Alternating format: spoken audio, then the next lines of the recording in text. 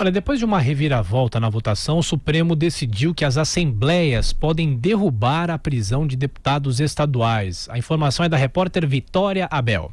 O Supremo Tribunal Federal decidiu nesta quarta-feira, por 6 votos a 5, que as assembleias legislativas dos estados têm o poder de revogar ordens de prisão preventiva dos deputados estaduais. O julgamento foi retomado ontem, após ter sido suspenso em dezembro de 2017. Os ministros do STF derrubaram o pedido de liminar da Associação dos Magistrados Brasileiros para suspender regras já aprovadas pelas assembleias do Rio de Janeiro, Rio Grande do Norte e Mato Grosso, que permitiam a revogação de prisões dos próprios integrantes. Também ficou permitido às assembleias suspender ações penais abertas contra deputados estaduais. O resultado só foi possível após o presidente do STF, ministro Dias Toffoli, mudar o voto. Em 2017, Toffoli entendeu que a imunidade parlamentar para a prisão preventiva prevista na Constituição valia exclusivamente para os membros do Congresso Nacional e que as assembleias poderiam apenas suspender ações penais.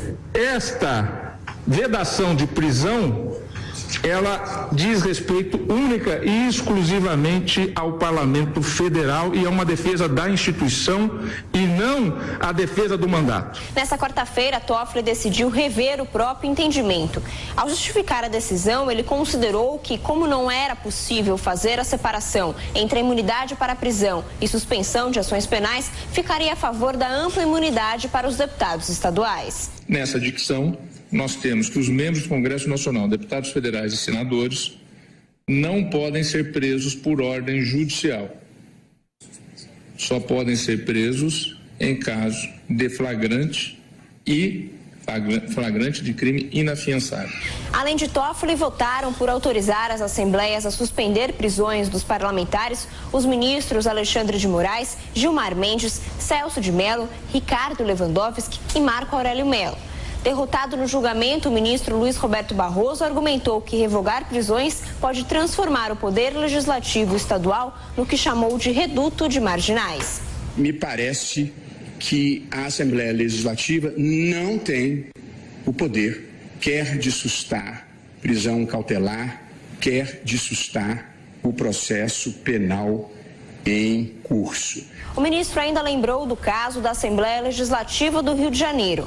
Na casa, 6 deputados eleitos estão presos preventivamente desde novembro do ano passado, suspeitos de corrupção.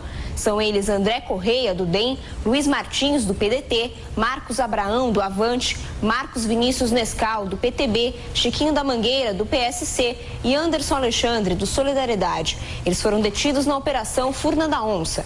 Após a decisão do STF, o presidente da Assembleia Legislativa do Rio de Janeiro, André Siciliano, do Partido dos Trabalhadores, afirmou que não colocará em pauta eventual pedido de suspensão da prisão dos parlamentares afastados da casa por decisão do Tribunal Regional da 2ª Região.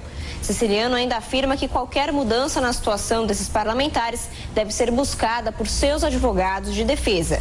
Com a decisão do STF, deputados estaduais só poderão ser presos de forma preventiva em flagrante de crime inafiançável, como estupro e tortura. Neste caso, o juiz terá 24 horas para notificar a Assembleia Legislativa do Estado, estando com a casa ao poder de derrubar a prisão.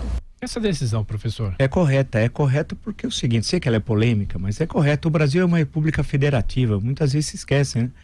E a federação é uma cláusula pétrea da Constituição, artigo 60, parágrafo 4º. Portanto, se esquece que o Congresso pode tudo, não pode, inclusive na discussão da reforma da Previdência. Vai precisar, na mudança dos sistemas previdenciários estaduais, da convalidação das 27 assembleias, na verdade 26, mais a Câmara Distrital do Distrito Federal. Você não pode alterar, por exemplo, o regime dos estados pelo Congresso Nacional, que altera só o da União. Aí tudo bem. Isso vai dar briga, inclusive, no STF. Então a gente tem que lembrar que é uma república federativa.